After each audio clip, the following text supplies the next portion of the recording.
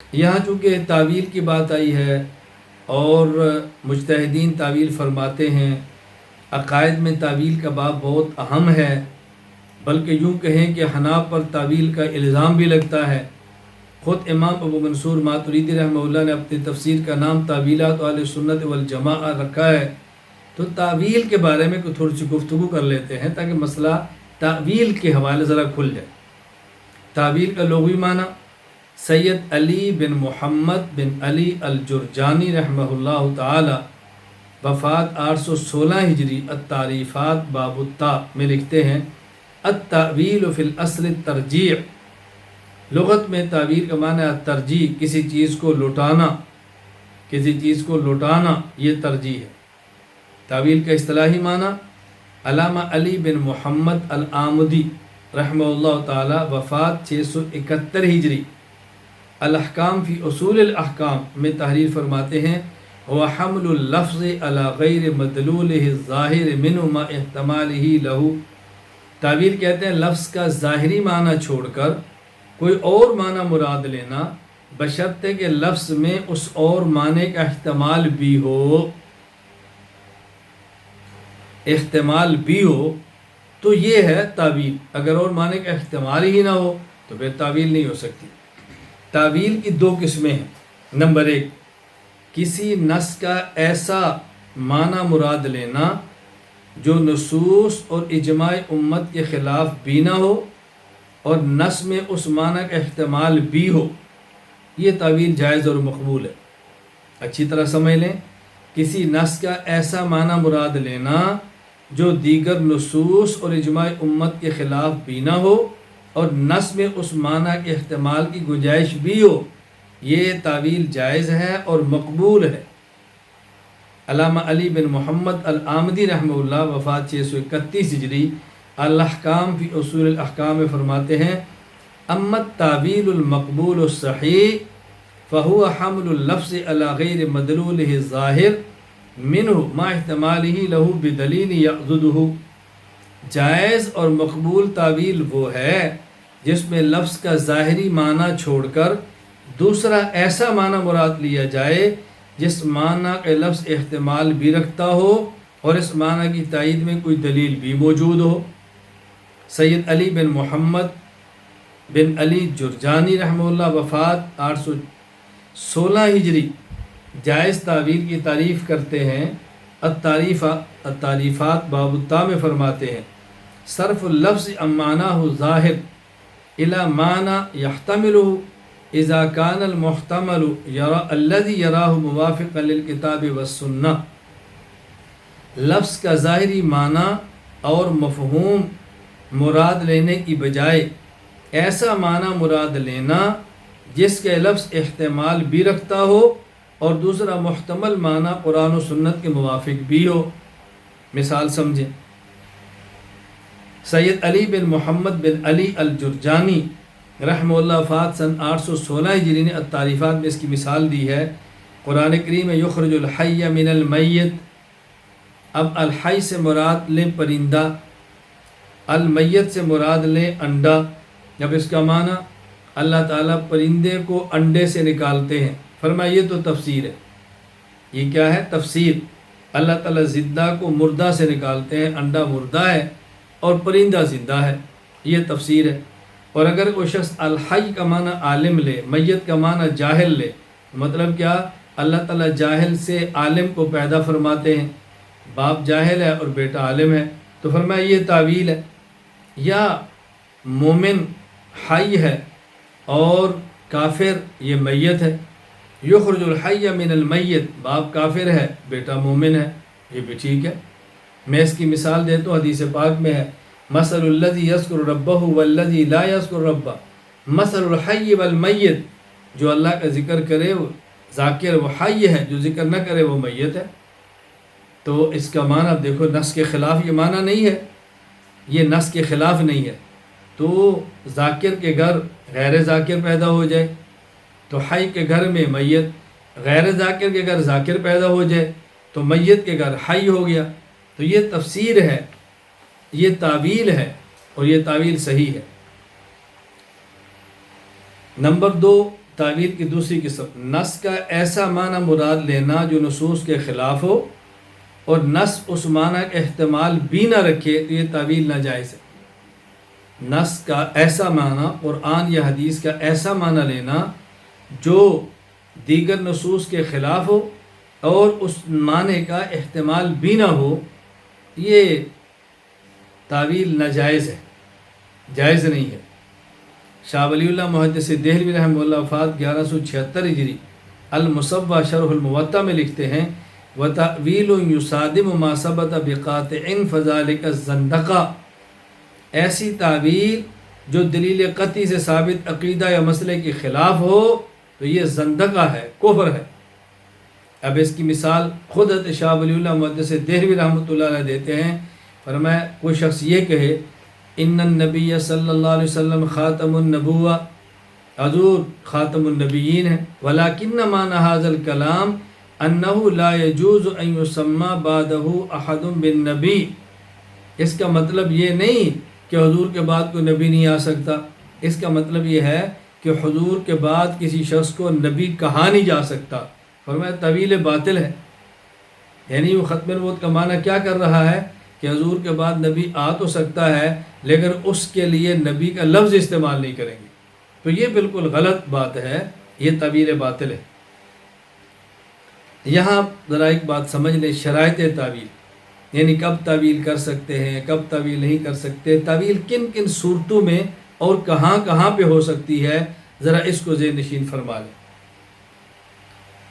Number 1، تعویل وہاں کریں گے جہاں اصلی اور لغوی معنی مراد لینا متعذر ہو، یعنی لغوی معنی مراد لینا مشکل ہو، وہاں ناممکن ہو، وہاں تعویل کریں گے، اور تعویل کے بغیر جہاں چارہ نہیں ہوگا وہاں تعویل کریں گے۔ مثلا قرآن کریم میں اللہ تعالیٰ کی ذات کے لیے وہ الفاظ استعمال ہوئے ہیں جو مخلوق کے لیے بطور عضو کے استعمال ہوتے ہیں۔ مثلا ید اللہ فوق ایدیہم، ید کا لفظ، وَاصْنَعِ الْفُلْكَ بِأَعْيُنِنَا، عین کا لفظ، یوم یکشف عن ساق، ساق کا لفظ، کل من علیہا فان ویبقى وجہ ربک، وجہ کا لفظ، انک تعلم ما فی نفسی۔ اب دیکھو یہ ایسے الفاظ جو مخلوق میں بطور عضو کے استعمال ہوتے ہیں، یہ خالق کے لیے استعمال ہوئے ہیں۔ اب اس کا معنی اگر ظاہری لیں تو ذات تو جسم کے ہوتے ہیں، اللہ تعالیٰ جسم سے پاک ہے، اب ظاہری اور لغوی معنی تو لے نہیں سکتے، یا تو ان کو متشابہ سمجھیں اور معنی اللہ کے حوالے کر دیں، اور یا ان میں تعویل کریں اور تعویل میں ایسا معنی مراد لیں کہ جو دوسری اللہ تعالیٰ کی صفات کے خلاف نہ ہو تو اس کی گنجائش موجود ہے۔ مثلا یدن کا معنی قدرت کر لیں، عین کا معنی حفاظت کر لیں، وجہ کا معنی ذات کر لیں۔ امام کمال الدین محمد بن عبد الواحد بن عبد الحمید المعروف امام ابن حمام رحمہ اللہ تعالی، وفات 861 ہجری، المسایرہ مع المسامرہ لابن الحمام الاصل الثامن میں فرماتے ہیں ھذا التأویل لہذه الالفاظ لما ذکرنا من صرف فهم العامة عن الجسمیہ وهو يمكن ان يراد ولا يجزم بارادته، کہ یہ جو ہم نے ید کا معنی قدرت کیا ہے، ان الفاظ میں تعویل کی ہے، یہ عوام الناس کو مجسمہ کے فتنہ سے بچانے کے لیے۔ مجسمہ جو اللہ کے لیے جسم کے قائل ہیں وہ کہتے ہیں کہ ید کا معنی ہاتھ ہے اور ہاتھ جسم کا ہوتا ہے، لہٰذا اللہ کے لیے جسم ہے۔ ان کے فتنے سے لوگ بچانے کے لیے ہم نے کہا یدن کا معنی قدرت ہے۔ فرمایا لیکن وَيُمْكِنُ أَن يُرَادَ وَلَا يُجْزَمْ، یہ معنی درجہ ظن میں ہے، گمان میں ہے، درجہ یقین میں نہیں ہے۔ باقی انشاءاللہ جب صفات پر بات کریں گے تفصیلی بات پہ وہاں پہ کروں گا انشاءاللہ العزیز۔ نمبر 2، ظاہری معنی چھوڑ کر تعویل کریں، کیوں؟ اس لیے کہ ظاہری معنی کے خلاف یقینی دلیل موجود ہو، ظاہری معنی نہیں لے سکتے، اس کے خلاف قطعی اور یقینی دلیل موجود ہے۔ مولانا عبدالعزیز فرہاروی رحمہ اللہ تعالی، وفات سن 1239 ہجری، النبرات شرح العقائد میں فرماتے ہیں قوله تحمل على ظواہرها أي على المعاني الظاهرة بحسب الوضع اللغوي الشائع المشهور في أهل الإسلام قوله ما لم يسرب عنها دليل قطعي من برهان عقلي أو إجماع أو نص قاطع. نصوص کو ان کے ظاہری معنی پر محمول کیا جائے، اور ظاہری معنی سے مراد وہ معنی ہے جو اہل اسلام میں مشہور ہے. ہاں، جب ظاہری معنی کے خلاف دلیل قطعی یعنی عقلی قطعی دلیل یا اجماع یا نص موجود ہو تو ظاہری معنی ترک کر دیا جائے. یعنی ظاہری معنی چھوڑنے کی دلیل بنیاد نمبر 1 عقلی اور قطعی دلیل، نمبر 2 اجماع، نمبر 3 نص قطعی. اب ظاہری معنی چھوڑ کر کوئی اور معنی لیں گے. پہلے کی مثال سمجھیں. قرآن کریم میں الرحمن علی العرش استوى، سورہ طٰہٰ آیت نمبر 5. اب ظاہری معنی کیا ہے؟ اللہ تعالی حقیقتاً عرش پر ہیں، ظاہری معنی. لیکن ظاہری معنی یا مراد نہیں ہے. کیوں نہیں؟ اس لیے کہ اس کے خلاف ایک عقلی دلیل موجود ہے. دلائل اور بھی ہیں، نقلی بھی ہیں. میں استواء علی العرش اور عینیت اور معیت ذاتیہ کے مسئلے پر تفصیل سے بات کروں گا انشاءاللہ العزیز. فی الحال میں سمجھا رہا ہوں کہ اس کے خلاف عقلی دلیل کیا ہے. اگر اللہ تعالیٰ کو عرش پر حقیقتاً مانے تو اللہ تعالیٰ کے لیے جسم لازم آئے گا، کیونکہ حقیقی وجود کے ساتھ کسی چیز پر ہونا یہ خاصیت جسم کی ہے. اور اگر جسم مانیں گے تو جسم مرکب ہوتا ہے اور مرکب حادث ہے، جبکہ اللہ تعالیٰ کی ذات قدیم ہے. اس لیے اس کا ظاہری اور حقیقی معنی مراد نہیں لے سکتے. امیر المومنین فی الحدیث امام ابو عبداللہ محمد بن اسماعیل البخاری رحمہ اللہ تعالی، وفات 256 ہجری، صحیح بخاری کتاب التوحید باب وکان عرش علی الماء. یہاں فرماتے ہیں وقال مجاہد استوى ای علی العرش، استوى علی العرش. امام مجاہد فرماتے ہیں استوى علی العرش کا معنی علی العرش، اللہ عرش پر غالب ہے. نمبر 2، یعنی ظاہری معنی کے خلاف اجماع ہو. ظاہری معنی مراد لے تو اجماع کی مخالفت ہو، یا ظاہری معنی چھوڑ دے اور تعویل کرے. مثال قرآن کریم سورۃ البقرہ آیت نمبر 28، کیف تکفرون باللہ وکنتم امواتا فاحیاکم ثم یمیتکم ثم یحییکم ثم الیہ ترجعون. یہاں دیکھیں بظاہر 2 موتیں ہیں. ایک موت یعنی انسان دنیا میں نہیں آیا تو اس پر جو عدم تھا اس کو موت کہا. پھر یہ دنیا میں اس کو حیات ملی اور اس پر ظاہری موت آئی تو 2 موتیں ہو گئی. اب بظاہر معلوم ہوتا ہے کہ صرف انسان کے لیے 2 موتیں ہیں، تیسری موت نہیں ہے. جبکہ امت کا اجماع ہے ایک اور حیات پر بھی. بظاہر 2 موتیں ثابت ہوئیں، ایک موت دنیا میں آنے سے پہلے، دوسری دنیوی زندگی مکمل ہونے کے بعد.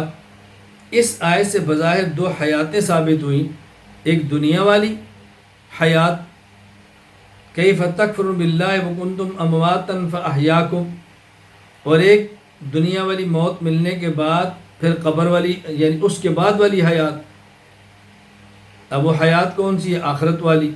تو بظاہر 2 ہیں، لیکن اس کے بعد جو قبر کی حیات ہے اب بظاہر وہ اس آیت سے ثابت نہیں ہو رہی، لیکن قبر کی حیات پر امت کا اجماع ہے. بات اچھی طرح سمجھ لیں. قرآن کریم کی آیت کیف تکفرون باللہ وکنتم امواتا فاحیاکم ثم یمیتکم ثم یحییکم. جب تم دنیا میں نہیں آئے تو عدم یہ موت تھی، پھر تمہیں حیات دی، دنیا میں آئے، اس کے بعد پھر تمہیں موت دیں گے، ظاہری موت، پھر اس کے بعد تمہیں حیات ملے گی. تو معلوم ہوا کہ 2 حیاتیں اور 2 موتیں ہیں. جبکہ امت کا اجماع ہے ایک اور حیات پر، وہ ہے قبر والی حیات.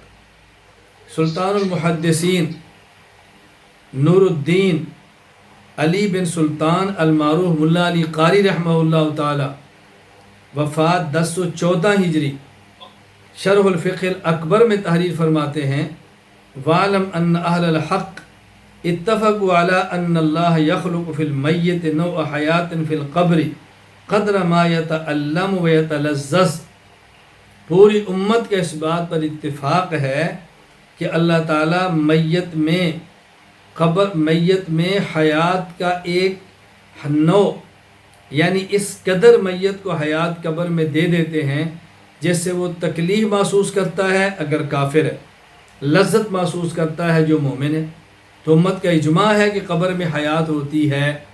اب اس کا معنی ظاہری معنی نہیں لیں گے بلکہ ایک دوسرا معنی وہ لیں گے، وہ کیا؟ ایک ہے حیات ظاہری، ایک ہے حیات مخفی۔ اس آیت میں حیات سے مراد ظاہری حیات ہے، مخفی حیات نہیں، یعنی ظاہری طور پہ عدم نہیں تھا تو موت، پھر دنیا میں حیات ملی، پھر موت ملی، موت کے بعد قبر میں حیات جو نظر نہیں آ رہی، ظاہری حیات نہیں ہے۔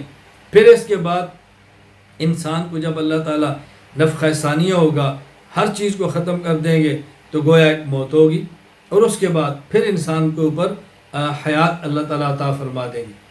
تو حیاتیں دو ظاہری آیتیں ہیں، اور حیات مخفی وہ قرآن حدیث پاک سے بھی ہے، آیت کے اندر بھی ہے، یا ویلنا من باسنا من مرقدنا، جب حیات النبی صلی اللہ علیہ وسلم یا ثواب و عذاب قبر کا مسئلہ آئے گا وہاں میں تفصیل سے انشاءاللہ اس پر بات کروں گا انشاءاللہ۔ فی الحال بتانا مقصود ہے کہ ظاہری معنی کے خلاف اجماع امت ہے، اس لیے ہم صرف دو حیات نہیں بلکہ تین حیات مانتے ہیں۔ یہ دو حیات ظاہری ہیں اور قبر والی حیات و حیات مخفی ہے۔ نمبر 3، یعنی ظاہری جو معنی ہے اس کے خلاف نص موجود ہو تو وہاں ظاہری معنی چھوڑ کر تعویل والا معنی اور احتمال والا معنی لیں گے۔ وَلِلَّهِ الْمَشْرِقُ وَالْمَغْرِبُ فَأَيْنَمَا تُوَلُّوا فَثَمَّ وَجْهُ اللَّهِ، سورۃ البقرہ آیت نمبر 115۔ مشرق اور مغرب اللہ تعالیٰ کا ہے، تم جس طرح بھی رخ کرو ادھر اللہ تعالیٰ کی ذات موجود ہے۔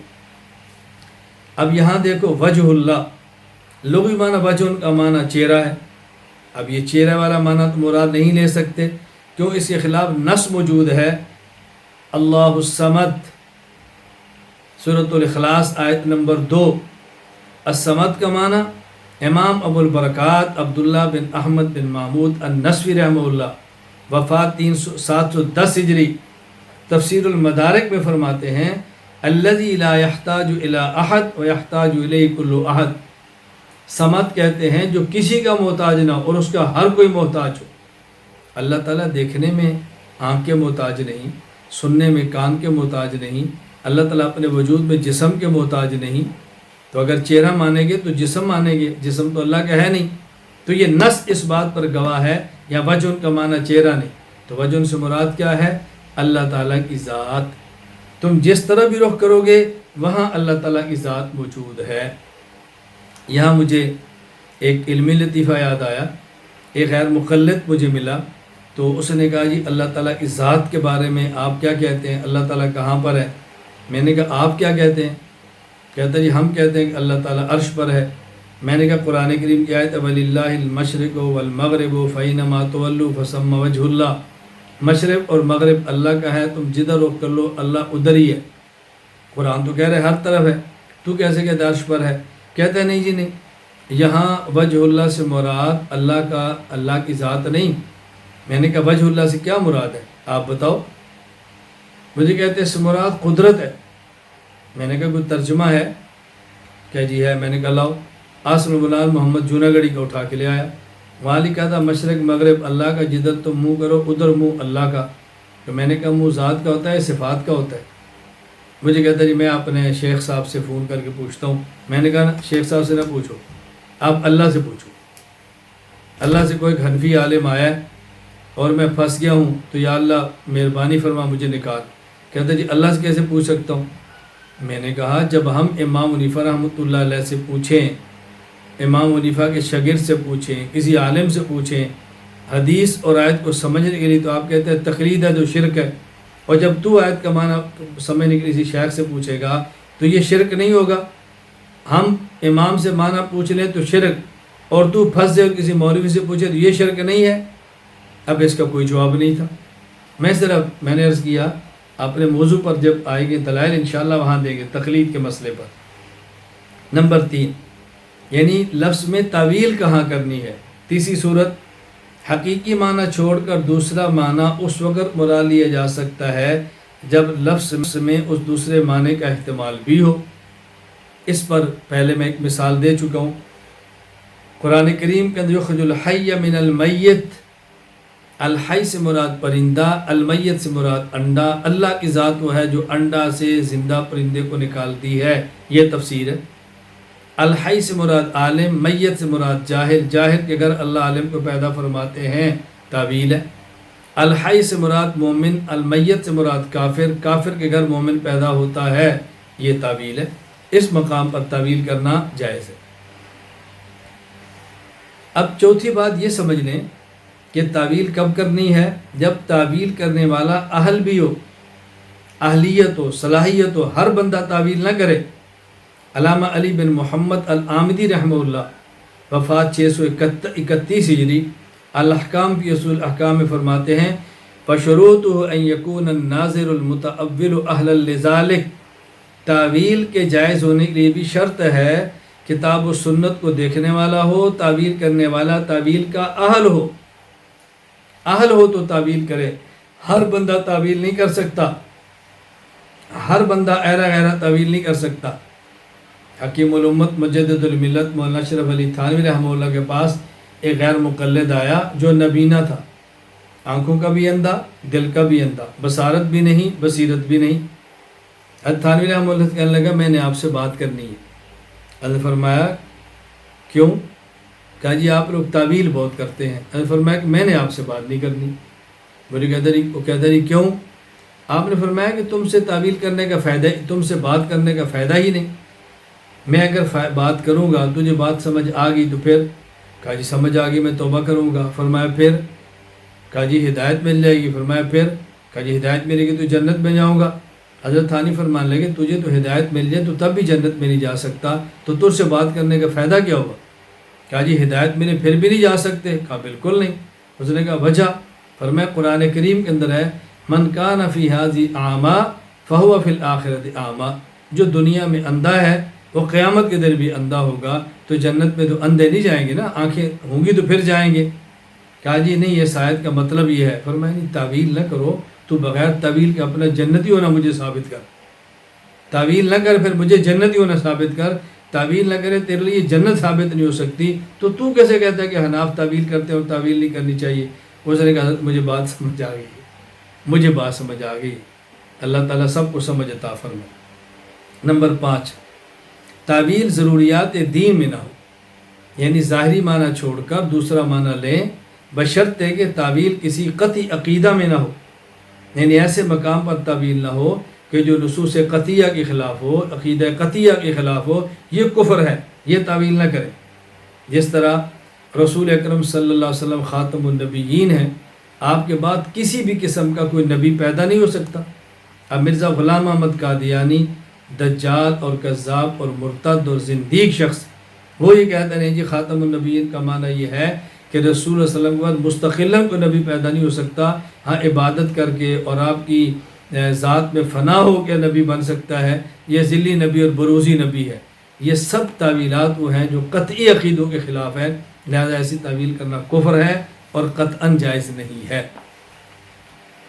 آخر میں چند کتب کے میں نام آپ کی خدمت میں پیش کر دیتا ہوں، جن کتب کے مطالعہ کرنے سے عقائد اور عقائد کے اصول آپ کو پڑھنے میں سمجھنے میں انشاءاللہ آسانی رہے گی۔ نمبر 1، الفقہ الاکبر، امام اعظم ابو حنیفہ نعمان بن ثابت رحمہ اللہ تعالی، وفات 150 ہجری۔ الفقہ الاکبر امام اعظم ابو حنیفہ رحمہ اللہ کی تصنیف۔ امام اعظم ابو حنیفہ نعمان بن ثابت رحمہ اللہ، وفات 150 ہجری کی تصنیف الفقہ الاکبر۔ اس کی آسانی کے لیے آپ ساتھ میری شرح الفقہ الاکبر بھی رکھ لیں، انشاءاللہ العزیز آپ کو لطف آئے گا، مزہ آئے گا، الفقہ الاکبر اور عقائد کھلیں گے انشاءاللہ۔ نمبر 2، امام ابو جعفر احمد بن محمد بن سلامہ بن سلمہ طحاوی رحمہ اللہ تعالی، وفات 321 ہجری کی تالیف عقیدہ طحاویہ، اور اس کے ساتھ میری شرح العقیدۃ الطحاویہ بھی رکھ لیں اور پڑھ لیں، انشاءاللہ آپ کو عقیدہ طحاویہ سمجھنے کا لطف آ جائے گا۔ نمبر 3، شرح العقائد النسفیہ، علامہ سعد الدین مسعود بن عمر بن عبداللہ تفتازانی رحمہ اللہ، وفات 792 ہجری کی کتاب شرح العقائد النسفیہ۔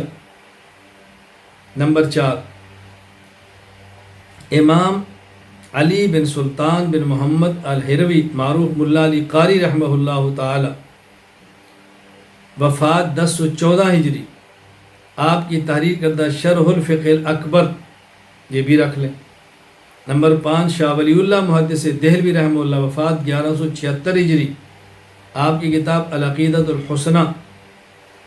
نمبر 6، حضرت مولانا خلیل احمد سہارنپوری رحمہ اللہ تعالی، وفات 1348 ہجری کی کتاب المحنت علی المفند، اور اس کے ساتھ اگر حاشیہ المحنت علی المفند جو میرا ہے وہ بھی رکھ لیں، انشاءاللہ آپ کو بہت فائدہ ہوگا۔ نمبر 7، خاتم المحدثین حضرت مولانا سید محمد انور شاہ کشمیری رحمہ اللہ، وفات 1352 ہجری، آپ کی کتاب اکفار الملحدین۔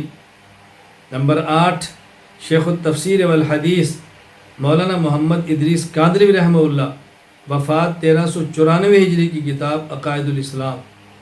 نمبر 9، مفتی اعظم پاکستان مفتی محمد شفیع عثمانی دیوبندی رحمہ اللہ کی، وفات 1396 ہجری، آپ کی کتاب جواہر الفقہ جلد اول۔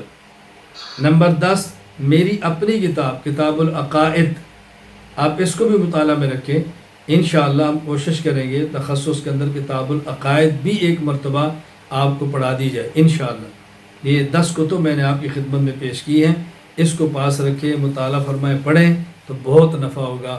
اللہ تعالی ہم سب کو دین کی جو بنیاد ہے عقائد، اس کو سمجھنے، سمجھانے، پڑھنے، پڑھانے، یاد کرنے، یاد کرانے اور پورے عالم میں اللہ تعالیٰ پھیلانے کی توفیق عطا فرمائے۔ وآخر دعوانا ان الحمد للہ رب العالمین۔